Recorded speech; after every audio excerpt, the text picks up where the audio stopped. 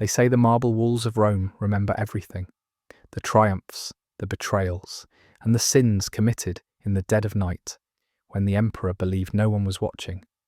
But there are stories the marble refuses to speak, stories so foul, so intimate, so violently obscene that Rome herself tried to bury them, not because they were unbelievable, but because they were true. Tonight, you and I step into the shadows of a palace where morality did not exist. A world where one man, drunk on youth, divinity, and absolute power, turned desire into a weapon, and the human body into his playground of cruelty. The man the Senate feared, the man the people whispered about, the man history tried to sanitize, but failed. Caligula. To understand the horrors he committed, you must first understand the atmosphere of his world. Rome was not innocent. It was a civilization raised on blood, spectacle, and domination. But even Rome had limits, lines drawn not by law but by collective shame. Caligula didn't just cross these lines. He erased them, burned them, redrew them into shapes only he could understand. Imagine the palace on the Palatine Hill, golden lamps flickering against silk curtains, perfume thick enough to choke the senses. A silence so heavy that it didn't feel like absence, it felt like expectation. Servants trembling as they stepped, afraid their footsteps might offend a god. Guards staring blankly forward, trained to ignore the screams behind closed doors. And in the centre of it all stood a boy emperor, barely out of adolescence, whose fantasies had begun to rot into something twisted, intimate, predatory. The 5 acts you're about to witness are not merely the depravity of a tyrant. They are the blueprint of what happens when a human being is worshipped like a god, denied consequence, fed the belief that every desire, no matter how vile, is a divine right. These acts humiliated Rome's elite, destroyed families, desecrated sacred institutions, and exposed the darkest truth of absolute power. A man with no boundaries becomes a creature with no soul. So take a breath, steady your mind. Because the first act, the one even Rome's historians argued over, in terrified whispers, begins now. The first act begins not in a bedroom, but in the Senate chambers, because Caligula understood something most tyrants never learned. Public humiliation is more intoxicating than private pleasure. The senators had gathered beneath the cold, echoing ceiling of the Curia Julia, their purple-bordered togas trembling like frightened birds. They thought today would be another day of politics, another day of pretending they still held power. They didn't know Caligula had chosen a senator's wife that morning. She was renowned for her beauty, sunlit hair, refined features, the dignity of a Roman matron carved into her bones. A woman whispered about with admiration and envy. She had done nothing to provoke him. She didn't need to. Caligula's desire required no reason. His whims were commands from a self-made god. He entered the chamber, smiling the way a predator smiles when it has already chosen its prey. The senators rose. She stood beside her husband, unaware that her life was about to fracture. Caligula walked toward her slowly. Each footstep echoed. Each heartbeat in the room seemed to stop. He took her hand, examined her face as if studying a sculpture. Then, without hesitation, he ordered her to follow him. In front of the Senate, in front of her husband, in front of Rome's most powerful men. Men who could not lift a finger against him. She tried to resist, gently at first, then desperately. Caligula smiled. That smile, the smile of a boy who enjoyed watching dignity decay. He dragged her into an adjoining chamber. The door closed. Silence swallowed the Senate. No screams were heard, no words, only the faint rustling of silk, the quiet collapse of a soul being ground beneath imperial desire. When Caligula emerged again, adjusting his cloak with the casual elegance of someone who believed he had just exercised a divine privilege, he delivered the cruelty that made this act legendary. He turned to her husband, one of Rome's most respected senators, a man who had dedicated his life to duty and said without emotion, "She did not please me." A simple sentence, a fatal one. The Senate watched a grown man's composure die behind his eyes. They understood the message.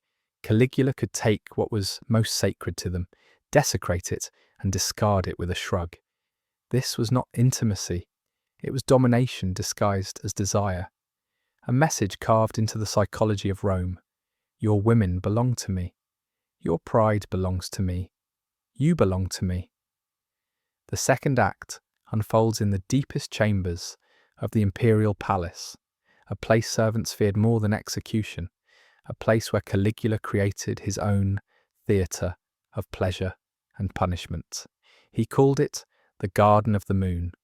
To the public, it was a sanctuary lined with silver lamps and marble fountains, but to those forced inside, it was a hunting ground. Caligula believed that power was sweetest when it was stolen, not earned, not offered, taken. So he created a ritual, one that still stains the pages of Rome's darkest histories. He would host lavish feasts, inviting Rome's married couples and noble families. The air filled with the scent of roasted pheasant, honeyed wine, and burning incense. Musicians plucked soft strings, laughter echoed. But beneath the elegance, every guest felt the same cold fear. Who would he choose tonight? Caligula would stroll among them with a boyish grin, touching shoulders, brushing fingers across arms, letting his gaze linger in ways that felt more like selection than admiration. Husbands stiffened when his eyes drifted toward their wives. Wives lowered their gaze, not in modesty, but in dread. When he found a woman who piqued his twisted interest, he announced it casually, as if choosing a dessert. "She comes with me." The husband had no choice, no voice, no dignity. To protest was treason. To show hurt was weakness. To breathe too loudly was an insult. He would take her by the hand and disappear into the moonlit garden, a place drenched in silver light and the soft groaning of wind through cypress trees. But the air in that garden was always heavy, dense, as if the stones themselves were ashamed of what they witnessed. Inside, intimacy meant nothing. Consent meant less. Caligula didn't touch with passion, he touched with conquest. Every act was a declaration of ownership, a reminder that the empire itself was simply an extension of his will. But the cruelty wasn't what happened in the shadows, it was what happened after. Caligula would always return with the woman beside him, her hair dishevelled, her expression hollow, her steps uncertain. He would guide her back to her husband, placing her hand firmly into his, and then he whispered the same sentence every time, soft, warm, like a knife sliding between ribs. "You should thank me. I have honoured your household." The humiliation was complete. A husband forced to smile, a wife forced to pretend nothing had happened. A room full of guests forced to lower their eyes. And Caligula, the boy emperor who believed himself a living god, drank it all in as if it were wine. The third act is the one Roman writers tried to hide behind metaphors, euphemisms, and half-truths, because to describe it plainly was to admit how deeply Caligula had corrupted the empire's most sacred foundations. It begins with family, not his enemies, not rival nobles, his own blood. Caligula believed that divinity flowed through the veins of the Julio-Claudian dynasty, that the gods chose his lineage, whispered to it, slept within it. But that belief twisted into something monstrous, something Rome refused to write openly, something even historians, centuries later, struggled to accept.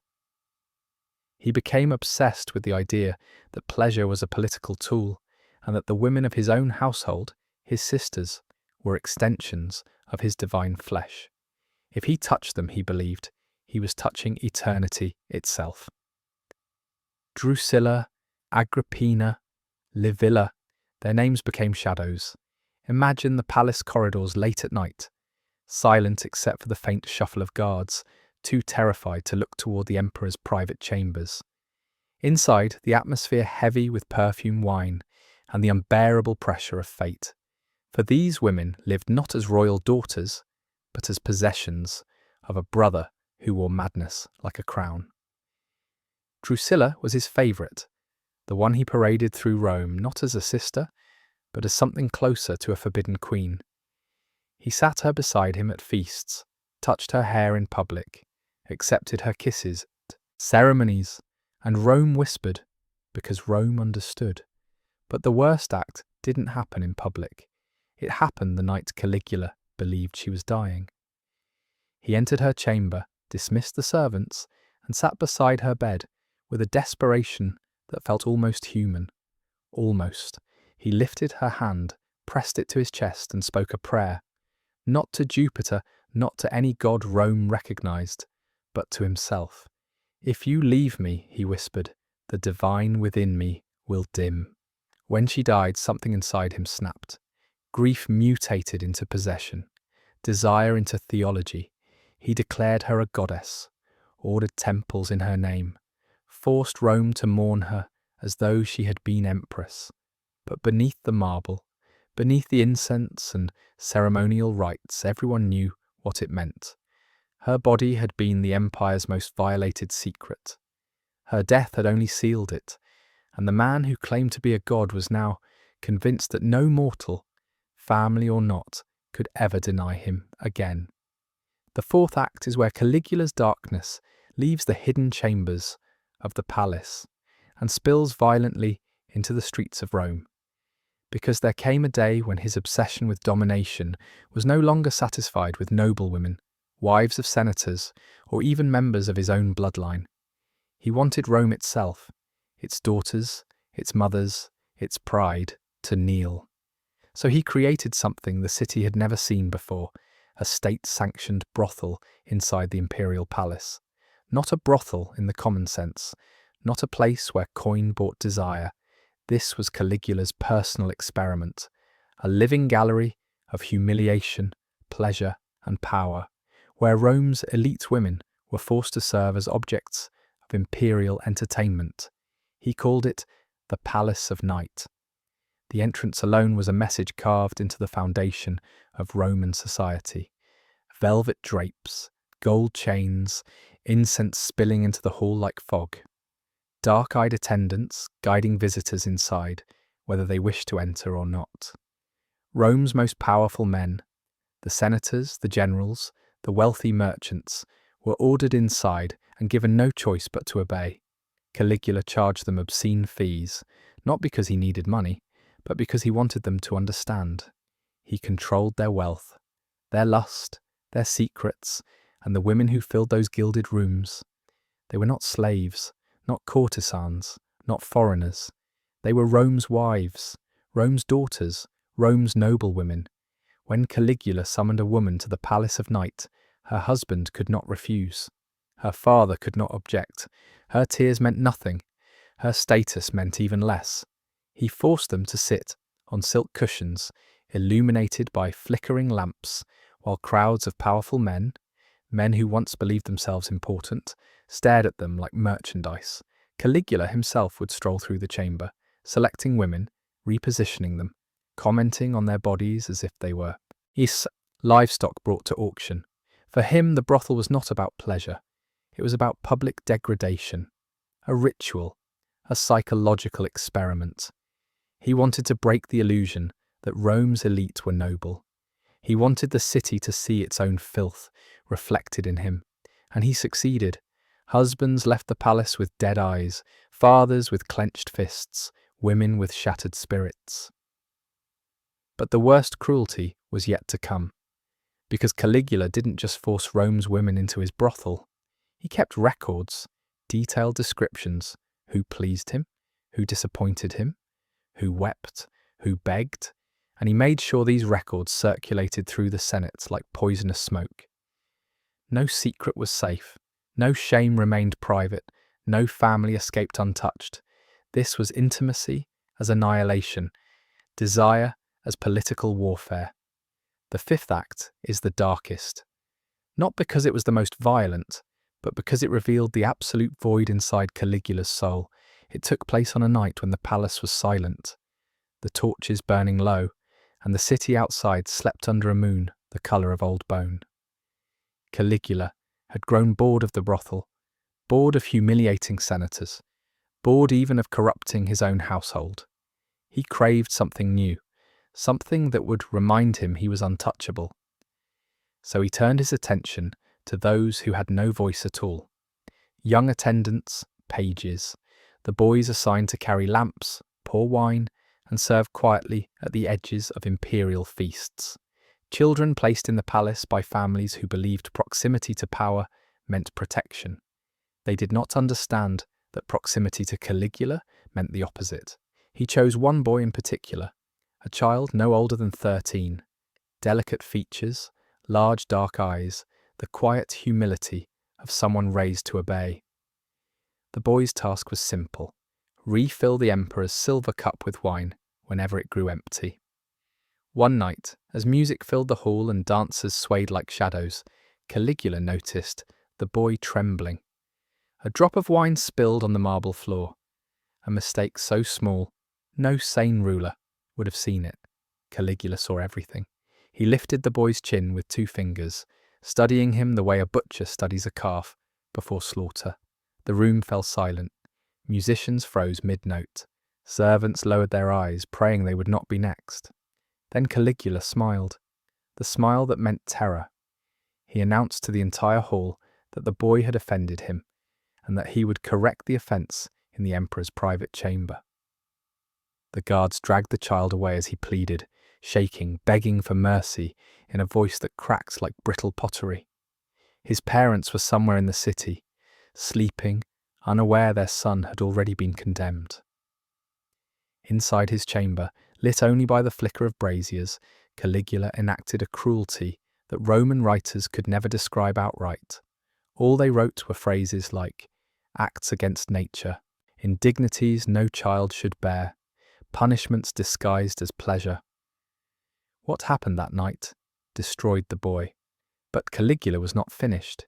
He summoned the palace staff the next morning and forced them to walk past the child, broken, silent, staring into nothing. A warning, a demonstration. Then, with a voice as calm as a priest delivering a blessing, Caligula said, "Let them learn. Even innocence is mine to shape."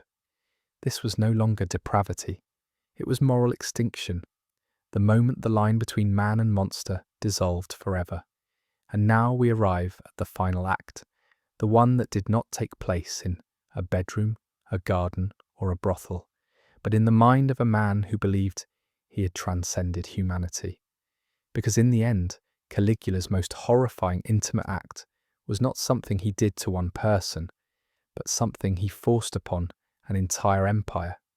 He tried to make Rome desire him, not fear him, not obey him, not worship him, but want him, as a lover wants the forbidden, as a worshipper wants the divine, as the broken want the hand that breaks them. He declared himself a living God, yes, but divinity wasn't enough. He needed intimacy with the masses, a psychological invasion so complete that Rome would feel him in their breath, their dreams, their desires, their shame. That is why he opened his palace at night, why he walked the streets disguised, why he seduced wives, took daughters, corrupted sons, humiliated husbands, and destroyed households. He was not satisfying lust, he was taking Rome as a lover, violently, publicly, relentlessly, until the city spirit itself bent under the weight of his obsession. There were nights he stood on the balcony of the Palatine Hill, staring down at the torchlit streets below. He would raise his hands, glowing like marble under the moon, and whisper to the air, "They are mine, all of them, body, soul, desire, and dread." He believed that if he could blur the boundary between ruler and worshipper, predator and victim, God and man, he could bind Rome to him forever. Not through politics, not through law, but through erotic fear. And for a time he succeeded. Whispers spread through taverns, bathhouses, marketplaces. Some swore he visited them in dreams. Others claimed his voice echoed in their homes. Women avoided the streets at night. Men feared the sound of approaching footsteps. Parents hid their children, When imperial guards passed, Rome itself became a violated body. But even the most terrifying lover eventually faces rejection. The men who murdered him were not driven by morals, they were driven by exhaustion. Rome could endure violence, it could endure cruelty, but it could not endure intimacy with a monster. When the blade struck him, he didn't scream. He smiled, as if death itself was just another lover he had been waiting to conquer, because in his mind he had already achieved the one truth he lived for. If pleasure is power and power is possession, then he had possessed Rome completely. And no historian, no Senate decree, no death could undo what he carved into the city's soul. Caligula died, but the scars he left, the intimate ones, the hidden ones, the ones Rome never admitted to, outlived him, and they still whisper today, echoing through marble corridors, reminding us of the most chilling truth of all. There is no cruelty greater than the cruelty committed in the name of desire by a man who believes he is a god.